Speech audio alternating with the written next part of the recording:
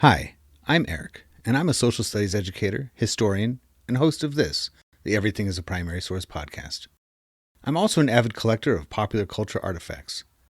I love what I find at thrift store outlets, garage sale leftovers, and what I spot just making my way around the built world. I enjoy sorting through boxes of free books and magazines, not to mention online collections like Internet Archive, and of course the Library of Congress. But you don't need to spend your time digging through bins or following online rabbit holes to get a look into the past. The movies and TV we watch, the books we read, and the games we play are all documents of the past. So is fashion, food, music, toys, even the roads we travel on and the places we live and work in. Everything is a primary source. This podcast is the result of exhibiting these kinds of artifacts in public, getting passersby to select an item they connect with, and then chatting with me to see what it says about the time, place, and people who made it. The conversation you are about to hear, therefore, is your history, my history, our history, through popular culture.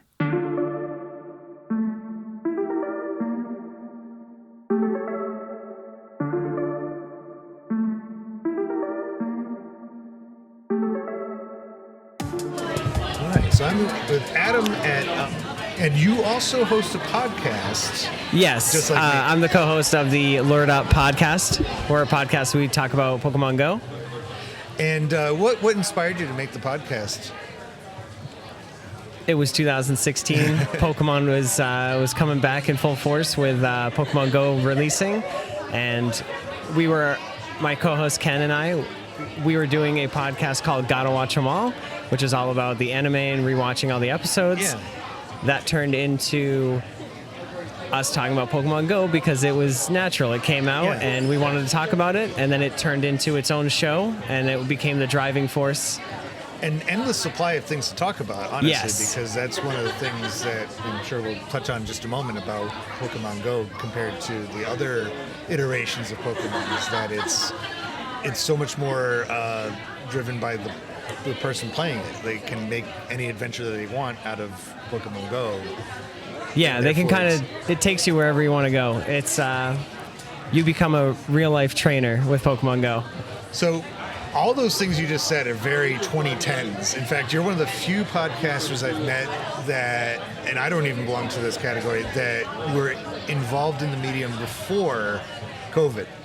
Yes. Like COVID seemed to be the thing. It was the spike. I remember shelves being completely empty of all the gear, podcasting yeah. gear. Yes. Because everybody's like, well, I'm at home, so I might as well just talk about what interests me. And Yep. and we were all listening to podcasts and so forth. So why don't we? So we're going to talk about the game Pokemon Go, the altered reality.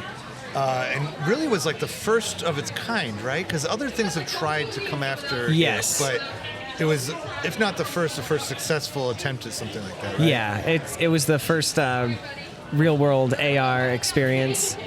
They started out. They wanted it to be something to get people out and moving. Yeah. So it's all about exploration.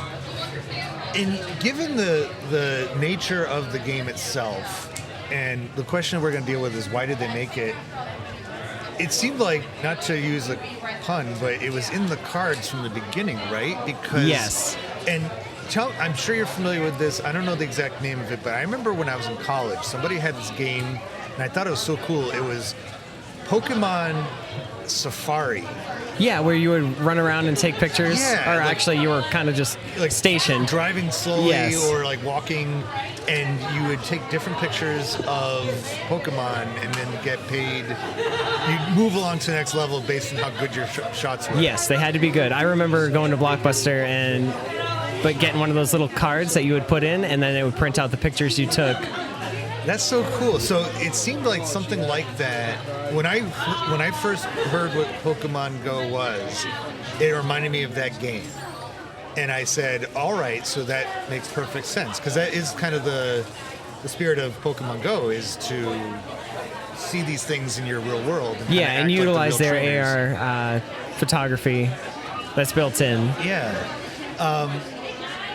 Why do you think, was it just a matter of the technology not being there yet as to why it waited until 2016. Yeah, I think even when it came out, a lot of the trainers that I've spoke with have come and gone from the game. They come into the game in 2016. You're gonna catch, the first 150, and then after that they kind of just fell, and then nobody really wanted to play anymore. But the game's going strong. Trainers can pretty much catch anything right now. There's a whole culture around it now. Yeah. Versus, we take walks through Portsmouth doing Pokemon Go, and it's like an endless supply of Pokestops and... Yeah, there's raid days on Wednesdays, spotlight hours on Tuesdays. The game's just grown exponentially. Big real-world events happening all around the world. You've got GoFest. Do you think that, you mentioned how Pokemon Go, or we'll just call it Go, because that's what my son calls it too. He's like, want to play some Go? That it revived the game. You said it brought Pokemon back to public attention again, right? Yes. Do you think that was part of why Nintendo did it? Were they like, we're seeing maybe a slight plateau of interest in Pokemon? Is that another reason that I think it works also as a marketing tool, because when they do new releases in the card game, they add that Pokemon or some Pokemon from that TCG set into the game. They also do that with the anime. Like, they just had Pokemon Horizons, and they had Fuecoco and the starters from the new set and or the new series, and from there they put those Pokemon into the game so you could feel like you were playing and watching along at the same time. Did you know that Everything is a Primary Source now has a series of short videos which, like the podcast, teach social studies concepts through popular culture? Check out the Everything is a Primary Source Finds playlist on YouTube for quick overviews of the artifacts I uncover at Goodwill outlets, pick up from the side of the road, or resurrect from my youth, because I don't throw much out. These are great class starters for teachers, and because each clip ends with citation, they're great for students too. Furthermore, EPS Finds episodes become the starting point for the open source Everything's a Primary Source project, which encourages you and your students, if you have some, to add to the conversation. Or you can just enjoy them as you would any one of the other billions of clips on YouTube. It's up to you. Go to YouTube and become a subscriber to the Everything's a Primary Source channel today. Now, back to the conversation. It's almost like virtual reality without all the headgear and everything. Yes. Because I recall when I was a kid, that's when the first real attempt at making a virtual reality headset, I think it was Nintendo, first came out with it. It was bad. It was all black and red, and it wasn't... Yeah, I enjoyed it, though, putting my face into that. Yeah. But it was like, that was the future. We were like, to understand that sometime in the 2010s probably we'd all be strapped on with goggles, but the reality we're not is far like, off. Right, Niantic is working on that.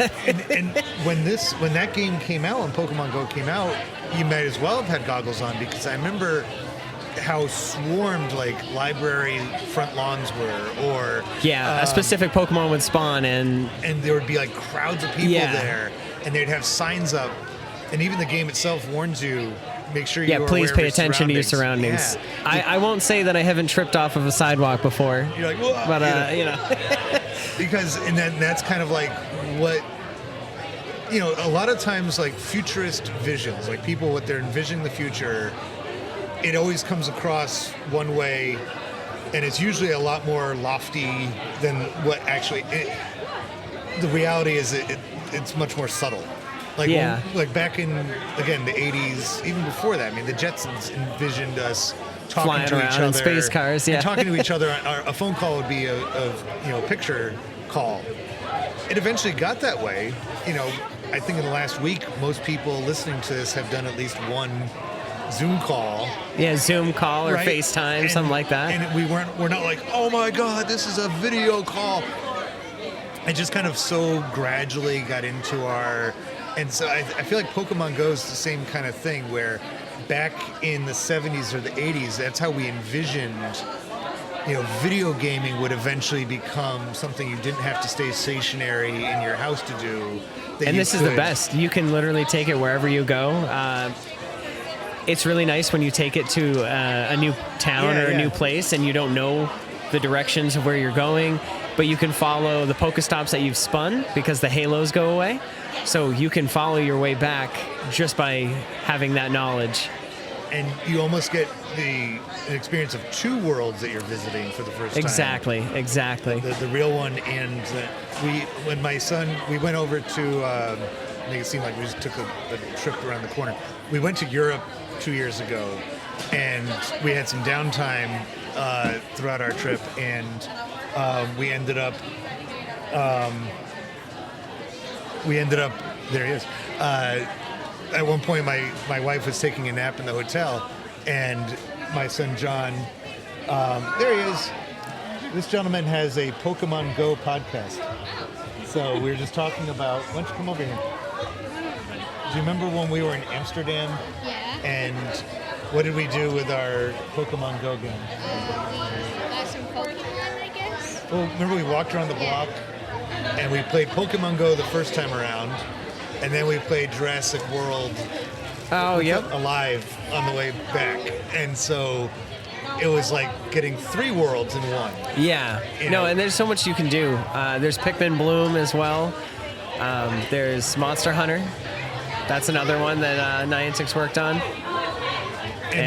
But it seems like Go is the one that's hung on. It brings nostalgia every time.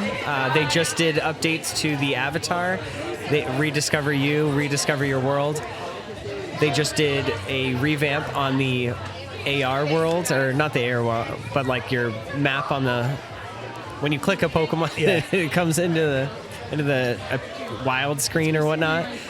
That's all been revamped. So if you're near a beach, you're going to see beach. If you're near like a city, you're going to see buildings in the background. He's pointed that out to me before too, that because we live near a pond, like a lake, and he's like, okay, the water types tend to be around here. Yes. Because you're and I think that's so brilliant, because I could imagine somebody that's kind of tired of the game if it's the same Pokemon every single day. Yes. And now they introduce seasons, so now you've got different seasons which bring different Pokemon. So if you have been able to catch Pidgeys and Rattatas, next season you might just find Weedles and Caterpies.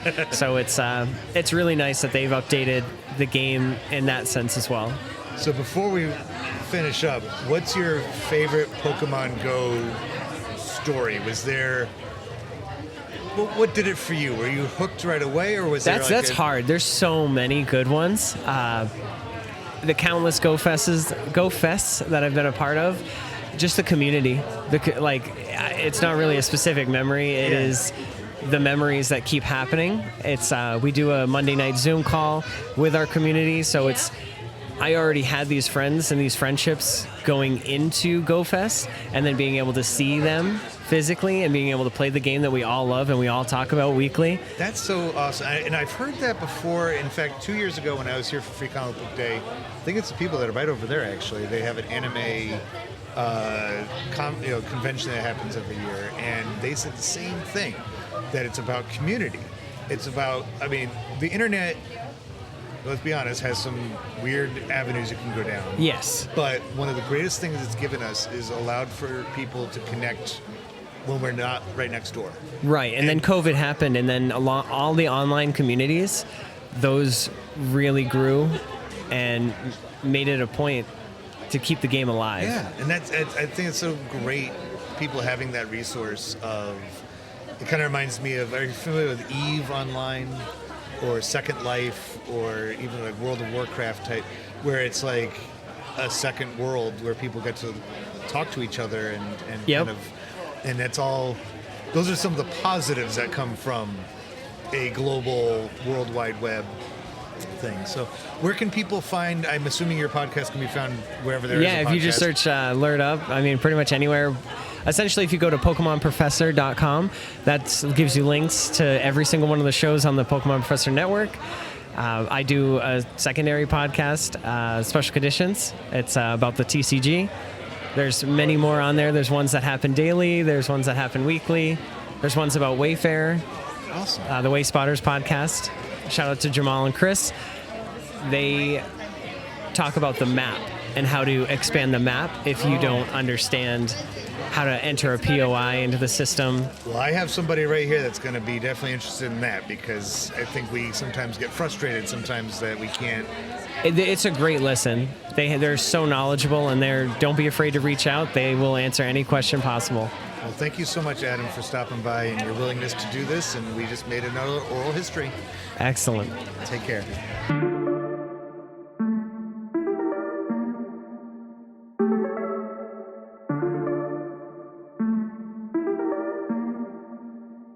Popular culture, by definition, connects and unites us, and proves that people of different backgrounds, in fact, have a lot in common with one another.